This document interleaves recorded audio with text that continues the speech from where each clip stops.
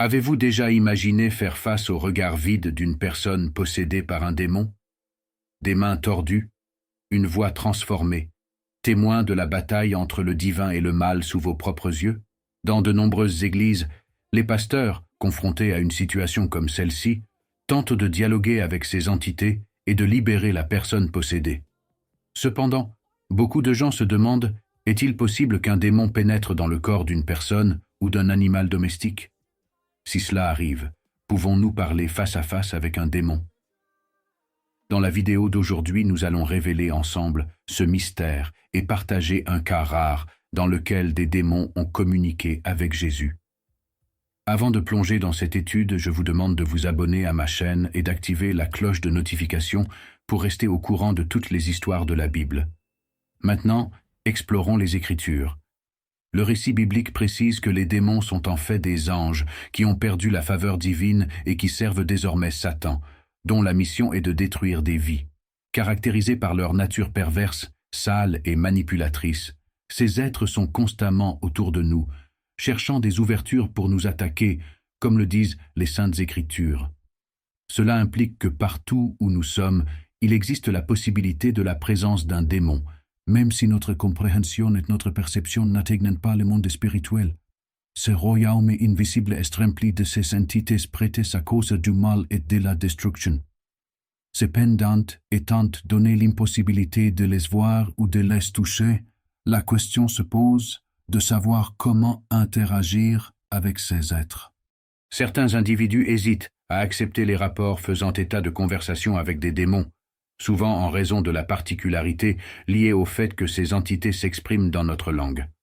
Cependant, la vérité révélée dans la Bible est que les démons ont la capacité de se manifester verbalement à travers les personnes possédées, et il n'y a aucune barrière linguistique dans ce contexte. Ils comprennent et peuvent communiquer dans notre langue, participant à des dialogues conventionnels. Un de ces incidents s'est produit lors de la visite de Jésus dans la ville de Gadara. En entrant dans la région des Gadaréniens, Jésus rencontra 2 démoniaques qui sortirent des tombeaux. Ils étaient si violents que personne ne pouvait marcher sur le chemin qu'ils empruntaient. En voyant Jésus, les démoniaques poussèrent un cri demandant « Que nous veux-tu, fils de Dieu? Tu es venu ici pour nous tourmenter avant le temps fixé. » Cette interaction montre que les démons ont entamé une conversation en utilisant le langage compris par Jésus. Pourquoi cette rencontre a-t-elle eu lieu? Premièrement, les démons avaient une pleine compréhension de l'identité de Jésus et du pouvoir qu'il détenait sur eux. Mal à l'aise face à la présence du Christ, ils se demandaient s'ils étaient confrontés à leur destinée finale. La Bible, dans le livre de l'Apocalypse, révèle que la sentence finale prononcée contre Satan et ses démons est une condamnation éternelle au tourment dans l'abîme. Sans surprise, les démons ont été secoués devant Jésus, croyant que le moment décisif était arrivé et qu'il n'y avait pas d'autre alternative que d'être expulsés de cette présence. Examinez ce qui est rapporté à partir du verset 30. À quelque distance de là, un grand troupeau de porcs paissait. Les démons ont supplié Jésus, demandant d'être expulsés et autorisés à entrer dans ce troupeau de porcs. Jésus ordonna « Allez !» et immédiatement ils sortirent et entrèrent dans les porcs. Le troupeau tout entier dévala la colline vers la mer, se noyant. Notez qu'avant même que Jésus ne prononce le moindre mot, les démons savaient déjà qu'ils seraient expulsés. Ils ont reconnu qu'en présence de Jésus, tout mal était supprimé. La Bible nous révèle qu'il n'y a pas de confrontation difficile, ni de bataille compliquée pour Jésus. Son pouvoir et son autorité sont incomparables. Cela est évident, même lorsqu'il a été tenté dans le désert, et en est sorti victorieux. Il est très important de le mentionner. Le pouvoir de Jésus est supérieur à tous les démons réunis. Par conséquent, chaque fois que nous avons peur de ces créatures, nous devons demander la protection de notre Sauveur. Si vous voulez la protection de Jésus dans votre vie, laissez un commentaire en disant « Jésus, protège-moi ». Pour en revenir à l'histoire, il y a un fait curieux qui retient l'attention de beaucoup de gens. Le manque de dialogue entre Jésus et ses démons.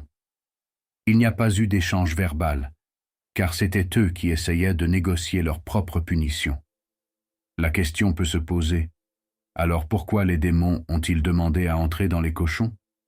Beaucoup pensent que les démons habitent dans un endroit secret et éloigné, tandis que d'autres suggèrent qu'ils résident en enfer, apparaissant occasionnellement sur terre. Cependant, la vérité, telle que révélée par la Bible, est qu'après l'expulsion de Lucifer du ciel, lui et un tiers des anges ont perdu leur demeure céleste. Le livre de Job, par exemple, nous montre que Satan parcourait la terre. Cela indique que les démons n'ont pas de foyer permanent et qu'ils regrettent la perte de ce privilège. C'est pour cette raison qu'ils sont constamment à la recherche d'un nouveau logement, d'un nouveau lieu où s'installer. Revenant à la discussion sur les démoniaques qui parlaient avec Jésus, ces démons étaient déjà pleinement conscients qu'ils n'auraient plus de contrôle sur ces deux personnes, puisque Jésus venait apporter la libération. À ce moment-là, les démons se sont retrouvés sans option et ont demandé la permission d'entrer dans les cochons, cherchant au moins un endroit où s'installer. Bien que la Bible ne précise pas le nombre exact de démons qui possédaient en ces personnes, il est indiqué qu'il s'agissait d'une légion, ce qui suggère un grand nombre, surtout si l'on considère leur désir de posséder un troupeau de porcs. Cependant, quelque chose de surprenant s'est produit. Le troupeau de porcs s'est précipité vers une falaise, s'est jeté à la mer et s'est noyé. Certains prétendent que les démons ont influencé les cochons, cherchant à les tuer, mais la vérité est que l'intention de ces êtres est de causer de la douleur et de la destruction. Les éliminer immédiatement ne serait pas stratégique, car ils perdraient à nouveau leur maison. Cependant, ils n'ont pas prédit la réaction des animaux. On peut dire que Jésus était pleinement conscient de l'issue, et que cet événement servait de signe aux démons sur son jugement futur. Après tout, ils étaient condamnés à souffrir éternellement dans un abîme. Remarquablement, le seul mot que Jésus leur a dit était « vain », démontrant l'immense pouvoir qu'il possède sur ces entités. Jésus n'est pas impliqué dans une lutte de pouvoir avec le diable. Il est incomparablement plus fort et plus puissant. Avec un simple ordre, un seul mot, toute cette légion de démons fut immédiatement expulsée. Revenons maintenant à la question initiale. Serait-il possible de nos jours que les démons parlent et même formulent des demandes? La réponse est oui. Les démons continuent de rechercher des occasions de nuire, et les cas de possession sont encore courants aujourd'hui. Cependant, lorsqu'il s'agit de parler à ces démons par l'intermédiaire de personnes possédées, c'est quelque chose qui nécessite une attention et un soin extrêmes. La première étape consiste à suivre l'exemple de Jésus et à simplement exécuter l'ordre d'expulsion, exactement comme il l'a fait dans le livre de Marc chapitre 16. Jésus a déclaré que grâce à son nom, nous pouvons chasser les démons, et c'est la clé lorsque nous sommes confrontés à une situation comme celle-ci. Cependant, il est important que vous sachiez qu'un mauvais esprit ne part généralement pas immédiatement. Elle persiste et crée des obstacles à la sortie du corps ou de la vie de la personne possédée. Cela n'indique pas un manque de foi, mais plutôt la résistance persistante de l'ennemi qui hésite à abandonner la vie ou le corps dans lequel il s'est établi. La persévérance est donc essentielle, car le nom de Jésus est irrésistible pour l'ennemi. Beaucoup ont été témoins de situations dans lesquelles le diable persiste dans le corps d'une personne, même après d'innombrables prières. La vérité est qu'il est nécessaire de manier l'épée de l'esprit, qui est la parole de Dieu. Avoir la foi ne suffit pas. En ce moment, il est impératif d'utiliser une armure spirituelle, et l'arme d'attaque est la parole du Seigneur. Par conséquent, il faut affronter le diable en disant « Il est écrit dans Marc chapitre 16 que Jésus a déclaré qu'en son nom il chasserait les démons. C'est pourquoi Satan, au nom de Jésus, je t'ordonne de quitter ce corps maintenant. Est-ce que tu comprends?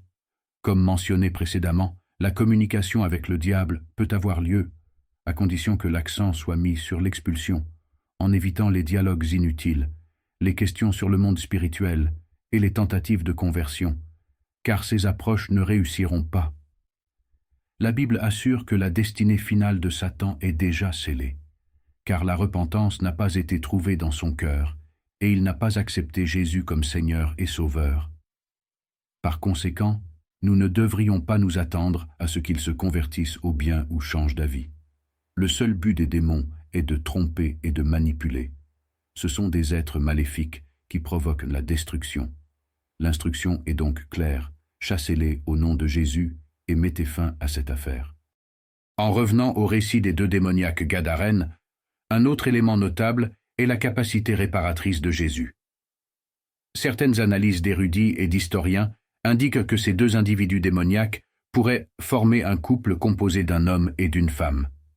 Avec l'arrivée de Jésus, non seulement lui, mais la vie elle-même est devenue présente. Après l'expulsion des démons, ce supposé couple a été libéré de tout lien démoniaque et a reçu l'opportunité de commencer un nouveau voyage sans influence maléfique. Cet épisode reflète l'impact lorsque quelqu'un accueille Jésus comme Seigneur et Sauveur. Il purifie et transforme tout ce qui était auparavant impur et obscur. La mission de Jésus est d'apporter la libération aux captifs et aux opprimés. Le livre des Romains, au chapitre 8, verset 1, proclame qu'il n'y a plus de condamnation pour ceux qui sont en Jésus-Christ, suivant l'Esprit et non la chair. Cela implique que lorsque nous obéissons à sa parole et adoptons une vie de sainteté, aucune légion de démons ne peut prévaloir contre quelqu'un qui a Jésus dans son cœur.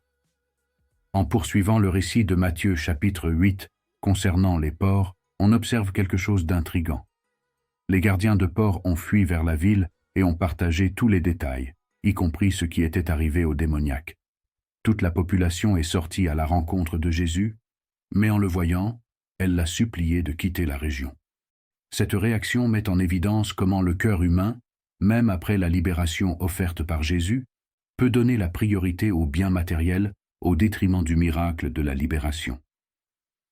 Cela montre qu'aujourd'hui, de nombreuses personnes choisissent de garder les yeux fermés face au miracle de Dieu, s'accrochant au trésor matériel et croyant qu'elles font le bon choix. Il n'y a aucun doute sur un point. D'innombrables personnes sont aujourd'hui sous l'influence démoniaque, même si elles ne le révèlent pas ouvertement. Les démons choisissent de rester dans l'ombre, orchestrant la destruction en piégeant les individus dans des vices et des plaisirs sexuels, les amenant à persister dans l'erreur sans s'en rendre compte. Si, malheureusement, ces personnes décèdent dans cet état sans la présence de Jésus, elles risquent la damnation éternelle. C'est pour cette raison que j'exhorte chacun, frères et sœurs, à examiner attentivement sa trajectoire. Évaluez si vous suivez le chemin de Jésus ou si vous êtes immergés dans les ténèbres. Ne laissez aucun démon emprisonner vos cœurs et vos âmes. Il est essentiel de comprendre que si votre cœur est inondé de la lumière du Saint-Esprit, le diable n'y aura pas accès. Répondant à la dernière question, oui, les démons peuvent entrer dans les animaux de compagnie. Cela est dû à la plus grande sensibilité des animaux au monde spirituel, et le diable peut exploiter cette sensibilité. Cependant, il est possible de prier chez soi, d'intercéder pour tout le monde autour de soi, et Dieu honorera votre foi. Merci beaucoup d'avoir regardé cette vidéo jusqu'à la fin. Si vous avez aimé la vidéo, pensez à cliquer sur le bouton « J'aime » et à activer les notifications pour ne manquer aucune nouvelle vidéo sur la chaîne. Et inscrivez-vous si vous n'êtes pas déjà inscrit. Que Dieu vous bénisse. Amen.